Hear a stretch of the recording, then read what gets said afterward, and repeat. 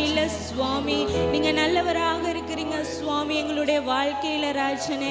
இதுவரைக்கும் எங்களை வழி நடத்தினவரே, இனிமேயும் எங்களை வழி நடத்த வல்லமை உள்ளவராக நீங்க இருக்கிறீங்க. உமக்கு நன்றி மனதோடு நாங்கள் சோஸ்தரிக்கிறோம், நமஸ்தரிக்கிறோம் சுவாமி. நீங்க நல்லவர் ராஜனே, நீங்க வல்லவர் சுவாமி. உம்மால் கூடாத காரியம் ஒன்றும் இல்லை சுவாமி. அப்பா உம்மை சோஸ்தரிக்கிறோம் ராஜனே. நன்றி தகப்பனே.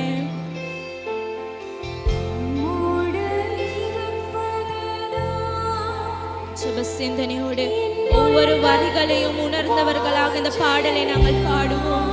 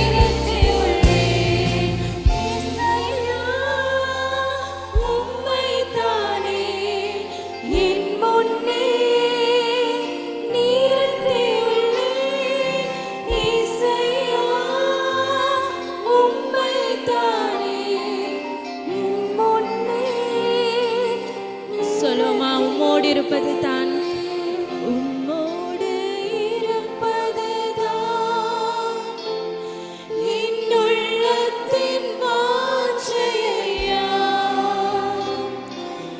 உம் சித்தம் செய்வது தான்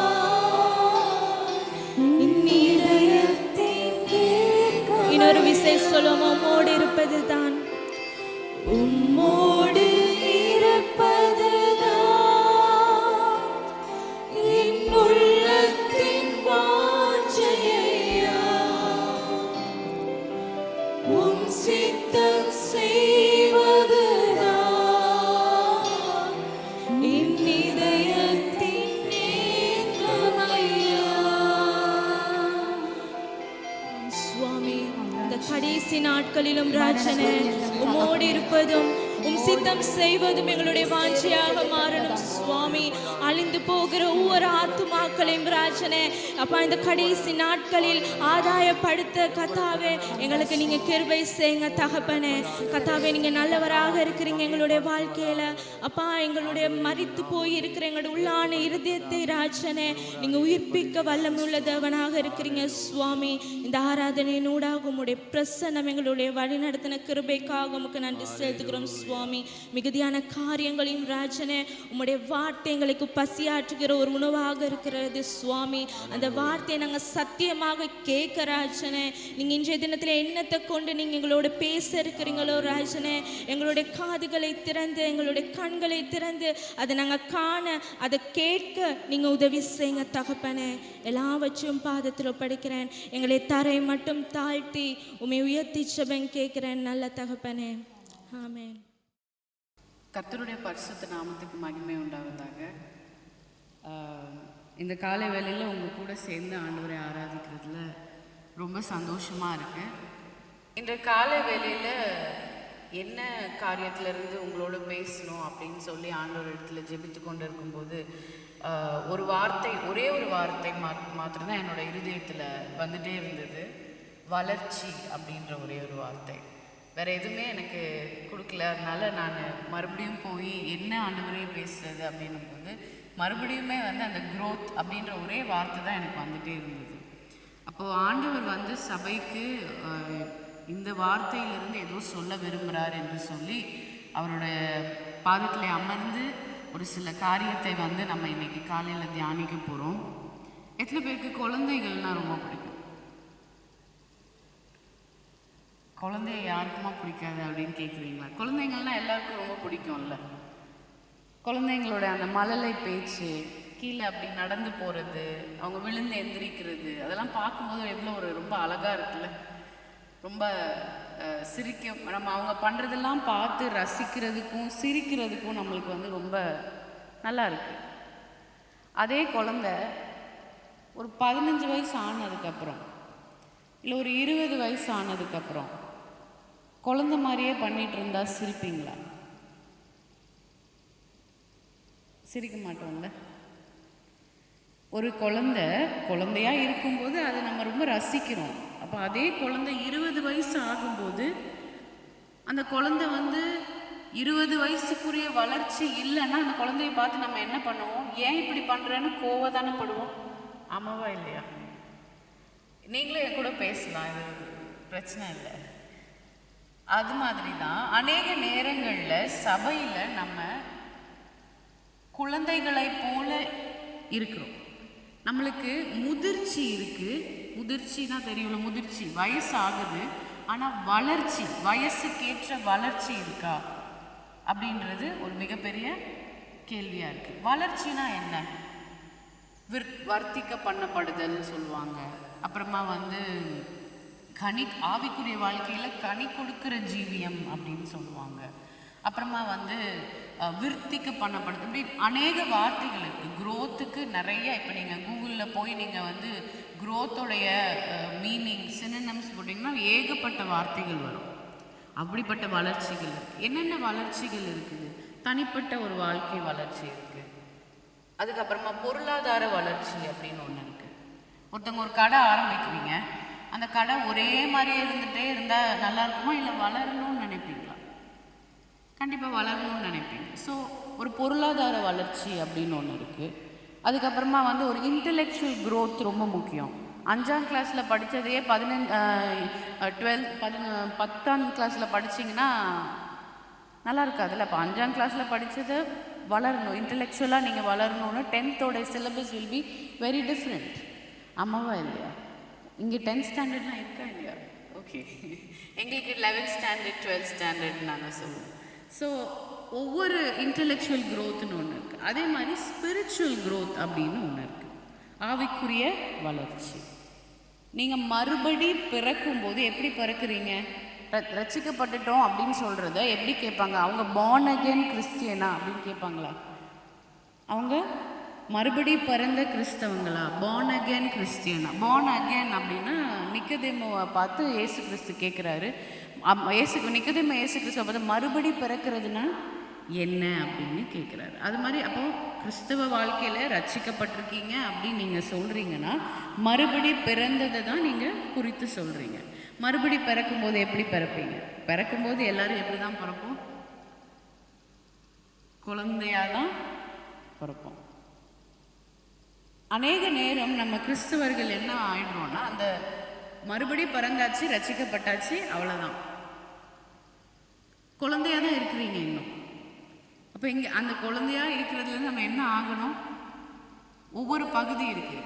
யோவான் எழுதின புஸ்தகங்களில், லெட்டர்ஸில் பார்த்தீங்கன்னா, கடிதங்களில் 3 ஸ்தானத்தை அவர் கொடுக்குறார். ஒன்று வந்து குழந்தைகளுக்குன்னு அவர் எழுதுவார், அடுத்தது வந்து வாலிபர்களுக்குன்னு அவர் எழுதுவார், பிதாக்களே அப்படின்னு சொல்லி ஒரு வார்த்தை எழுதுவார், தகப்பன்மார்களே தாய்மார்களே அப்படின்ற ஒரு வார்த்தை.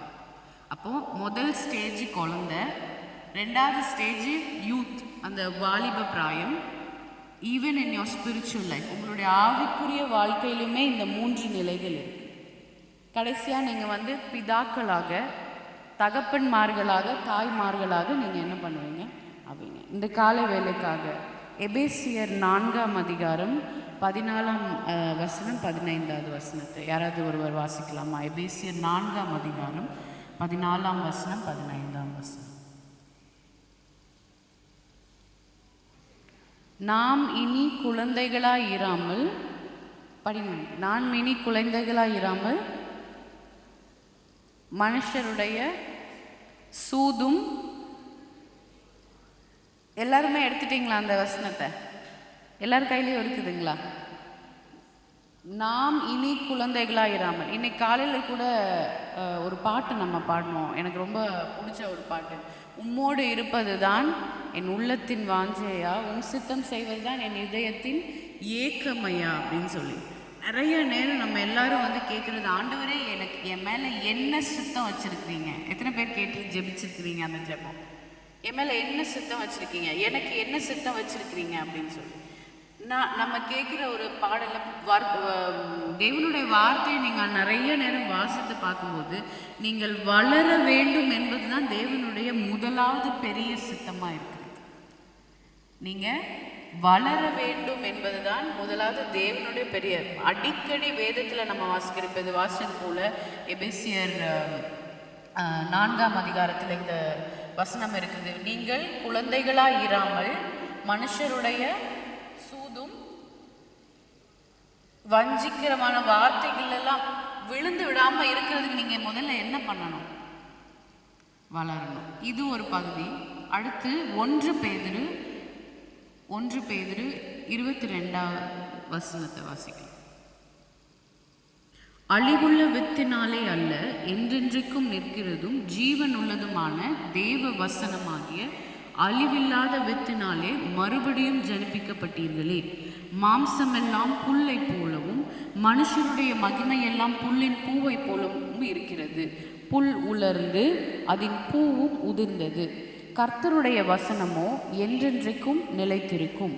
உங்களுக்கு சுவிசேஷமாய் அறிவிக்கப்பட்டு வருகிற வசனம் இதுவே. 2வது அதிகாரத்தில் முதல் 3 வசனம் வாசிக்கலாம். இப்படி இருக்க கர்த்தர் தயை உள்ளவர் என்பதை நீங்கள் ருசித்து பார்த்ததுண்டானால் சகல துர்குணத்தையும் சகலவித கபடத்தையும் வஞ்சகங்களையும் பொறாமைகளையும் சகலவித புறங்கூறுதலையும் ஒழித்துவிட்டு நீங்கள் வளரும்படி புதிதாய் பிறந்த குழந்தைகளைப் போல திருவசனமாகிய களங்கமில்லாத ஞானப்பாலின் மேல் வாஞ்சையாய் இருங்கள். இந்த வசனம் எத்தனை பேர் நம்ம வாசிச்சிருக்கிறோம் இதுக்கு முன்னாடி? இது இந்த பைபிளில் பார்த்தீங்கன்னா இந்த வசனத்தை பேதுரு ரொம்ப அழகாக எழுதியிருக்கிறாரு.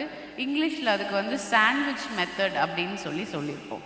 அநேக நேரங்களில் நம்ம வேதத்தை வாசிக்கும்போது நம்ம அதில் கொடுக்கப்பட்டிருக்கிற அந்த ஒவ்வொரு வசனமுமே அரேஞ்ச் பண்ணப்பட்டிருக்க விதம் கூட ரொம்ப அழகாக அரேஞ்ச் பண்ணப்பட்ட அதுக்கு பின்னாடி ஒரு நிறைய காரணங்கள் இருக்குது. அது மாதிரி இங்கே பார்த்தீங்கன்னா பேதுரு இதை எழுதியிருக்கிற விதம் ரொம்ப அழகாக இருக்குது. முதல்ல நீங்கள் 21ஆம் அதிகாரம் 22வது வசனத்தில் நீங்கள் பார்த்தீங்கன்னா இந்த வார்த்தை சொல்லப்பட்டிருக்கு, நீங்கள் மாயமற்ற சகோதர சிநேகம் உள்ளவர்களாகும்படி ஆவியினாலே சத்தியத்திற்கு கீழ்ப்படிந்து உங்கள் ஆத்துமாக்களை சுத்தமாக்கி கொண்டவர்களாக இருக்கிறபடியா.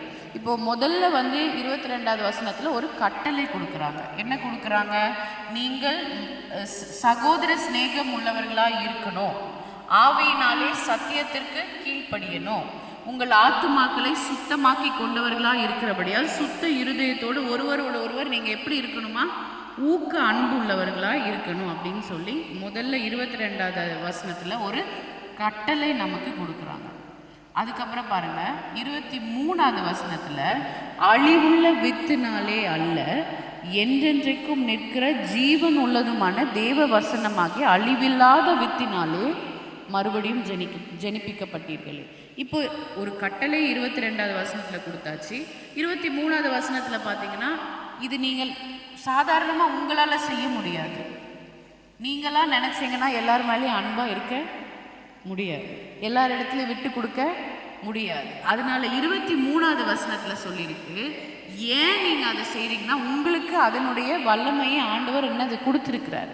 இது உங்களால் அழிவுள்ள வித்தினாலே செய்ய முடியாது. ஜீவனுள்ள தேவனுடைய அழிவில்லாத வித்து உங்களுக்குள்ள இருக்கிறனால தான் இந்த காரியத்தை உங்களால் என்ன பண்ண முடியும்?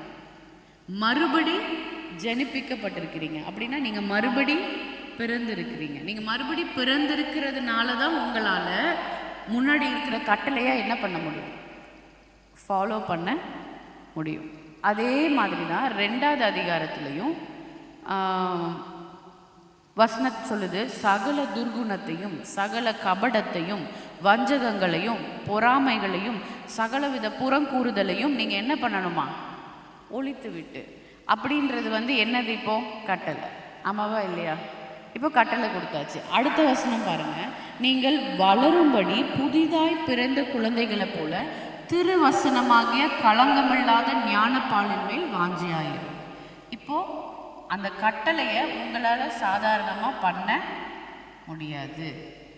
எவ்வளோ உங்களுடைய வில் பவர் மூலியமாகவோ நீங்கள் எவ்வளோ நினச்சாலும் ஒருத்தரை ரொம்ப உங்களுடைய பலத்தினால அதை என்ன பண்ண முடியாது, செய்ய முடியாது. அது எதனால முடியும்னா திருவசனமாகிய களங்கமில்லாத ஞானப்பாலின் மேல் வாஞ்சியாக இருக்கும்போது மட்டும்தான் செய்ய முடியும். அப்போது இந்த இடத்துல பேதுரு என்ன பண்ணுறாருன்னா ஒரு கட்டளை கொடுக்குறாரு, அதுக்கப்புறம் ஒரு உண்மையை சொல்கிறாரு. இது உங்களுடைய பலத்தினால செய்ய முடியாது, இது தேவனுடைய பலன் உங்களுக்குள்ளே இருந்தால் மாத்திரம்தான் என்ன பண்ண முடியும், செய்ய முடியும் அப்படின்னு சொல்லிட்டு அதுக்கு எல்லாத்துக்கும் ஃபவுண்டேஷனாக 3வது வசனம் சொல்லுது, நீங்கள் மனுஷரால் தள்ளப்பட்டதுமாய் தேவனால் தெரிந்து கொள்ளப்பட்டதும் வெளியேற பெற்றதுமாய் இருக்கிற ஜீவனுள்ள கல்லாகி அவரிடத்தில் சேர்ந்தவர்களாகிய நீங்களும் ஜீவனுள்ள கற்களை போல ஆவிக்கேற்ற மாளிகை. ஒவ்வொரு வசனத்திலையும் பேதுரு சொல்லுகிற ஒரு விஷயம், ஆண்டவர் நமக்கு கட்டளைகளை கொடுத்திருக்கிறார், கற்பனைகளை கொடுத்திருக்கிறார். ஆனால் இந்த கட்டளைகளையும் கற்பனைகளையும் நம்மளுடைய பலனினால் செய்ய முடியாது. கிறிஸ்துவனுடைய நடத்துதலும் கிறிஸ்து நமக்குள்ளே இருந்தால்தான். அப்போ நீங்கள் மறுபடி பிறந்திருக்கிறேன் அப்படின்னு நீங்கள் சொல்லும்போது கிறிஸ்து உங்களுக்குள்ள பிறந்திருக்கிறார் அப்படின்னும்போது அந்த ஒரு பலத்திலிருந்து தான் உங்களால் சகல துர்குணங்கள் சகல கபடம் வஞ்சகங்களும் பொறாமைகளும் சகலவித புறங்கூறுதலையும் உங்களால் என்ன பண்ண முடியும், தள்ள முடியும். இந்த வார்த்தைகள்லாம் புரியுதா? புரியுது, ஓகே. அது ஸோ இப்போ ஒரு கேள்வி வருது, அப்போ குழந்தையா இருக்கிறது பாவமா அப்படின்னு? குழந்தையா இருக்கிறது பாவமா? எல்லாருமே நீங்கள் எவ்வளோ பெரிய படிப்பு படித்திருந்தாலும், நீங்கள் எவ்வளோ பெரிய எத்தனை வயசாக இருந்தாலும், நீங்கள் மறுபடி பிறக்கும் போது நீங்கள் ஒரு குழந்தையாக தான் பிறக்கிறீங்க. அதனால் குழந்தையாக இருப்பது பாவம் இல்லை. குழந்தையாகவே இருந்துட்டீங்கன்னா தான் பாவம். எத்தனை பேர் புரியுது? புரியலையா? சரி, குழந்தைங்க என்னெல்லாம் பண்ணுவாங்க பார்க்கலாமா? ஏன்னா எனக்கு ஒரு 2 வயசு குழந்தை இருக்குது. அதனால் எனக்கு இப்போ இருக்கிற இந்த சீசன் ஆஃப் மை லைஃப்பில் இதெல்லாம் ரொம்ப கரெக்டான எக்ஸாம்பிளாக எனக்கு இதுதான் வருது. முதல்ல பார்த்திங்கன்னா, குழந்தைங்க எப்போவுமே வந்து அவங்க எப்போ என்ன பண்ணுவாங்கன்னு உங்களால் என்ன பண்ணவே முடியாது. நிதானிக்கவே அன்ஸ்டேபிளாக இருப்பாங்க. ஆமாவா இல்லையா? அவங்க ஸ்டேபிளாக இருக்க மாட்டாங்க. அவங்களுக்கு ஒரு விஷயம் வேணும்னா அதை நீங்கள் கொடுக்கலன்னா என்ன ஆரம்பிச்சிடுவாங்க? அழ ஆரம்பிச்சிடுவாங்க. விசுவாச வாழ்க்கையில் எத்தனை பேர் நம்ம தேவன்ட்டு நான் எவ்வளோ நாள் கேட்டுகிட்டே இருக்கேன், எனக்கு இது கிடைக்கவே இல்லைன்னு ஆண்டவர் மேலே கோபம் வந்துடுதுல்ல? புரியுதா இல்லையா?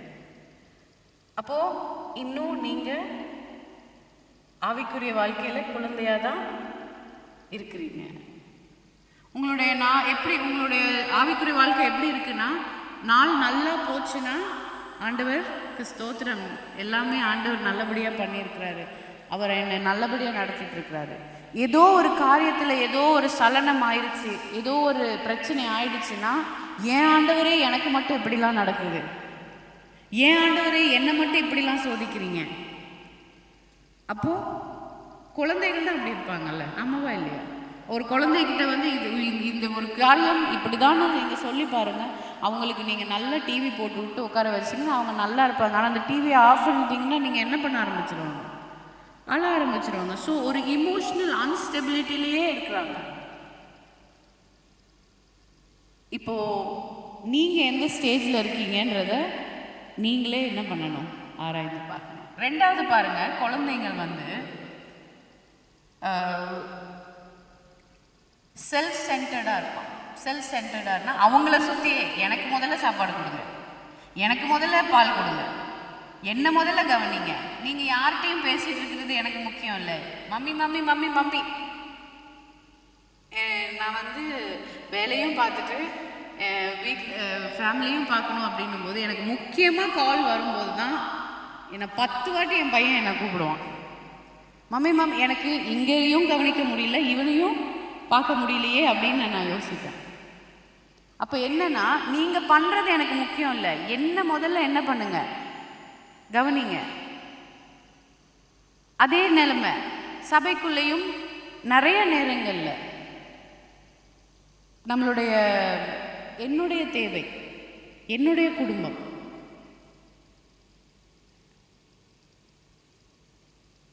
அதே மாதிரி அவங்கள நீங்கள் கவனிக்காமல் விட்டுட்டீங்கன்னா குழந்தைங்க என்ன பண்ண ஆரம்பிச்சிடுவாங்க? அழ ஆரம்பிச்சிடுவாங்க. அதே சபையில் இருக்கிறாங்க, ஆனால் ஒரு மாற்றம் இல்லை. அவங்க உட்கார்ற இடத்துல வேற ஒருத்தவங்க உட்காந்துட்டா உடனே கோவம் வந்துடுது.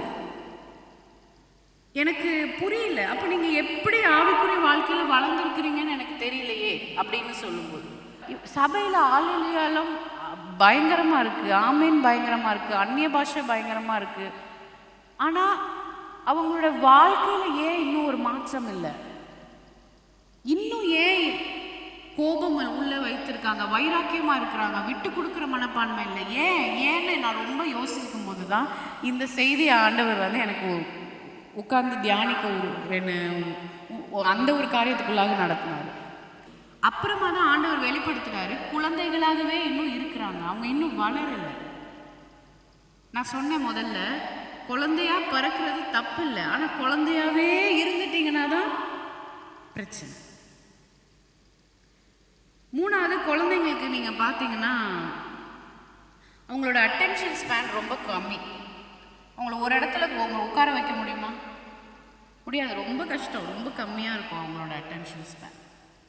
அதனால் அவங்களுக்கு நீங்கள் வந்து ஏதாவது கொடுத்துட்டே இருக்கணும்.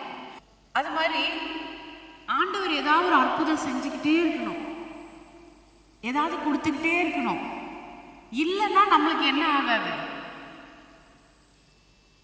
அப்படியே இருக்கிறோன்னா இன்னும் நம்ம எப்படி இருக்கிறோம்? குழந்தையாவே தான் இருக்கிறோம். எத்தனை பேருக்கு புரியுது நான் பேசுகிறேன்? கடைசியாக பார்த்தீங்கன்னா குழந்தைங்களை ஈஸியாக ஏமாத்திடலாம். ஆமாவா இல்லையா? ஈஸியாக ஏமாத்திடலாம்.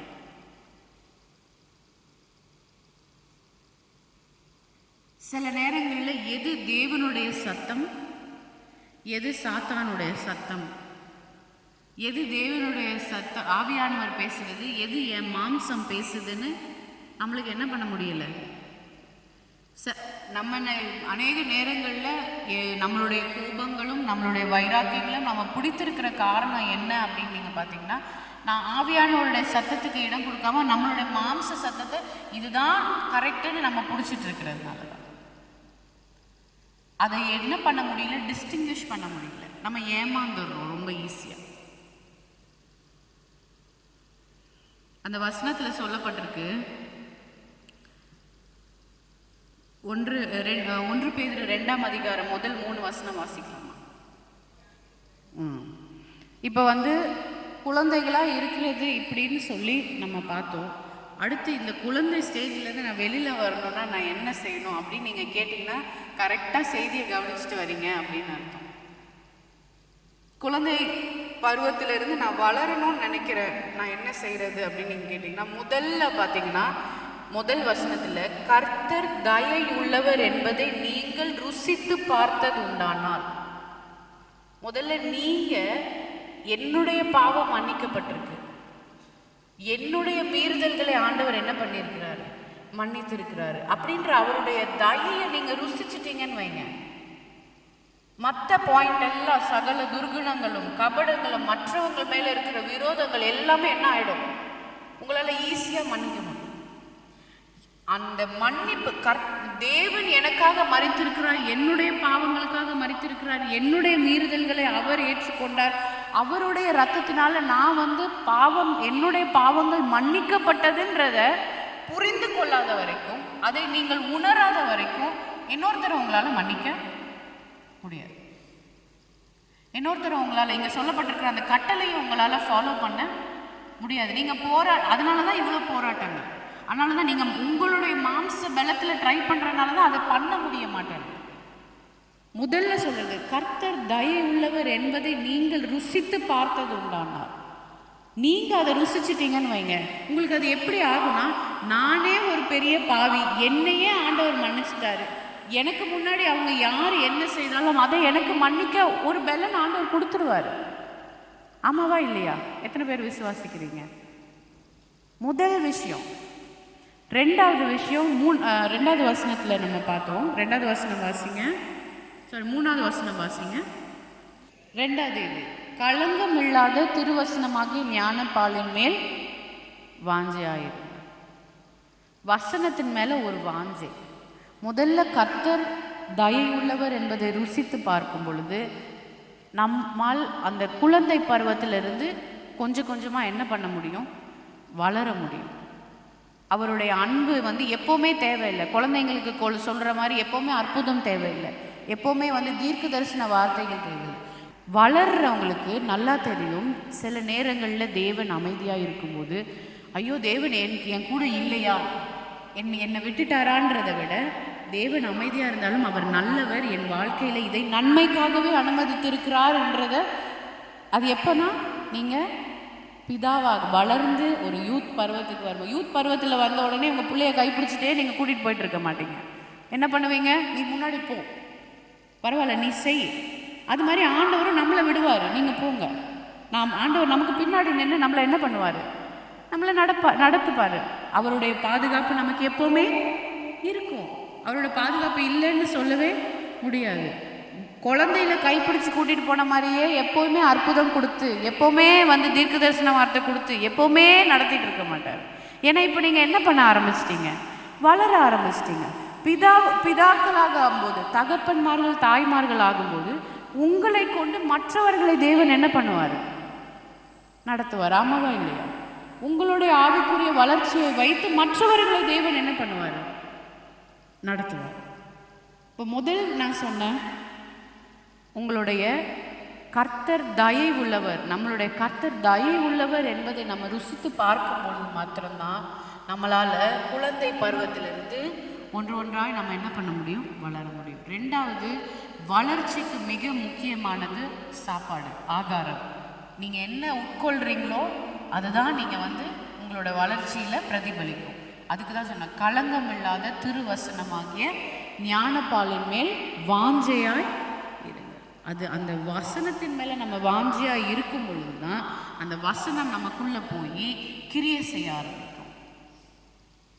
அநேக நேரங்களில் நான் யோசிப்பேன், எனக்கு யாரோ எனக்கு பிடிக்காத ஒருத்தவங்க இருக்கிறாங்கன்னு நான் வாட்ஸ்அப்பில் ஏதோ ஒரு ஸ்டேட்டஸை அவங்கள டார்கெட் பண்ணி நான் என்ன பண்ண போனேன், நான் அந்த ஸ்டேட்டஸை போடணும்னு நான் நினைக்கும் போது எனக்குள்ள ஆவியானவர் பேசுகிறாரு, இது தேவையா?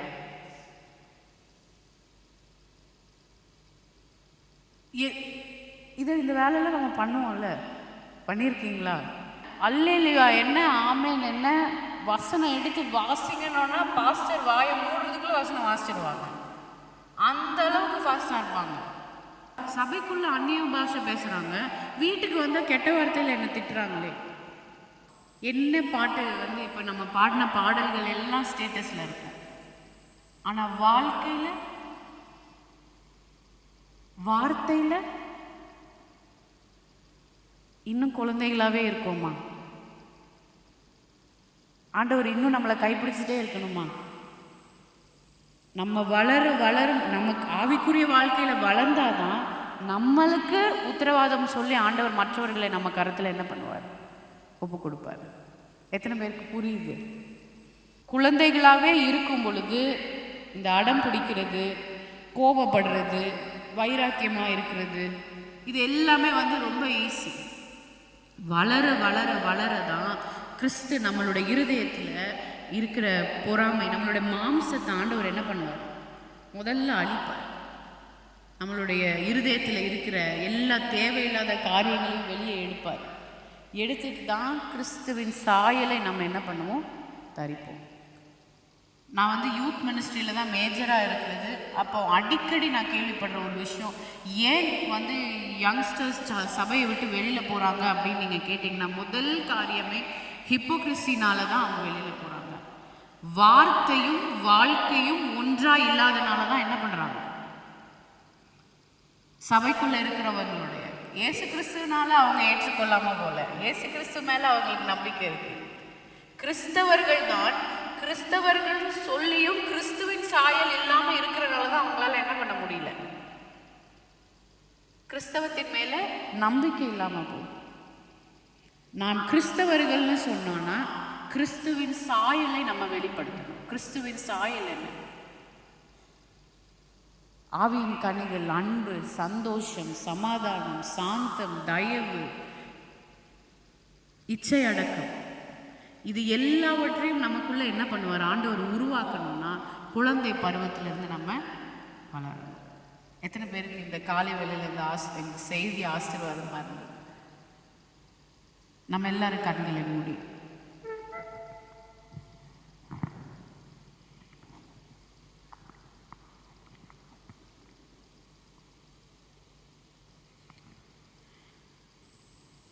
ஆண்டவரே அப்பா, எங்களை நடத்தி வந்த வழிகளை நாங்கள் எண்ணி உமக்கு நாங்கள் நன்றி செலுத்துகிறோம். இந்த காலை வேளையில் நீங்கள் குழந்தைகளாக இராமல் நாங்கள் வளர வேண்டும் என்பதே உங்களுடைய பெரிதான ஒரு சுத்தமாக இருக்கிறது, ஒரு வாஞ்சியாக இருக்கிறது. எங்களை முற்றிலும் உடைய கரத்தில் ஒப்பு கொடுக்குறோம் அப்பா. எங்களை முற்றிலும் உடைய கரத்தில் ஒப்பு கொடுக்குறோம் ஆண்டவரே. நம்ம எல்லாரும் கண்களை மூடி ஒரு விஷயம் கூட ஆண்டவரை நோக்கி பார்த்து, அப்பா நான் எந்த நிலையில் இருக்கிறேன்று எனக்கு உணர்த்தி தாங்க. நான் எங்கே வளர வேண்டும் என்பதை எனக்கு உணர்த்தி தாங்க. நான் எந்த வார்த்தைக்கு எப்படி கீழ்ப்படிய வேண்டும் என்பதை எனக்கு உணர்த்தி தாங்க. என்னை முற்றிலும் உடைய கரத்தில் தருகிறேன் அப்பா. என்னை முற்றிலும் உடைய கரத்தில் ஒப்பு கொடுக்குறப்பா.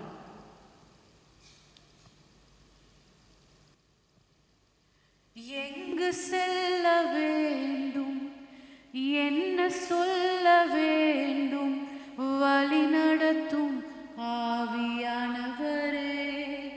எல்லாரும் சொல்லாமா? எங்கு செல்ல வேண்டும், என்ன சொல்ல வேண்டும்,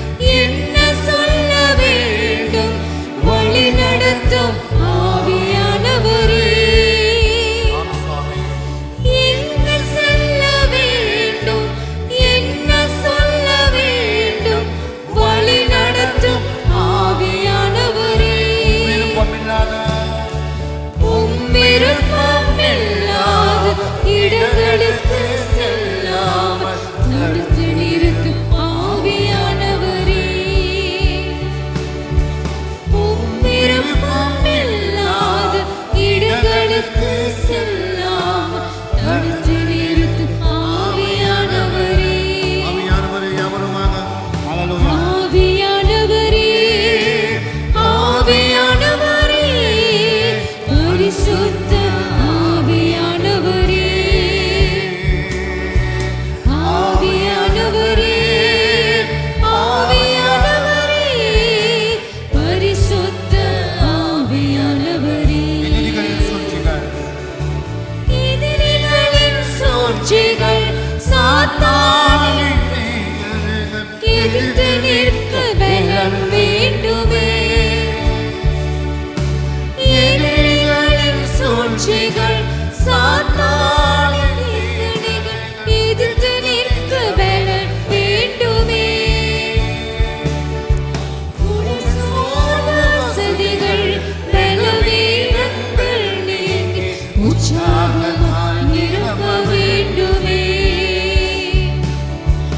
உடல் சோர்வு வசதிகள் பலவீனங்கள் நீங்கி உற்சாகமாய் நிரப்ப வேண்டுமே, ஹalleluya ஆவியானவரே, கர்த்தர்கள் முத்திரம் ஆவியானவரே, அசைவானது இடம் கொடுங்கள். பரிசுத்த கர்த்தர்கள் முத்திரம் உலாவுவது ஆவியானவரே, இடம் கொடுங்கள்.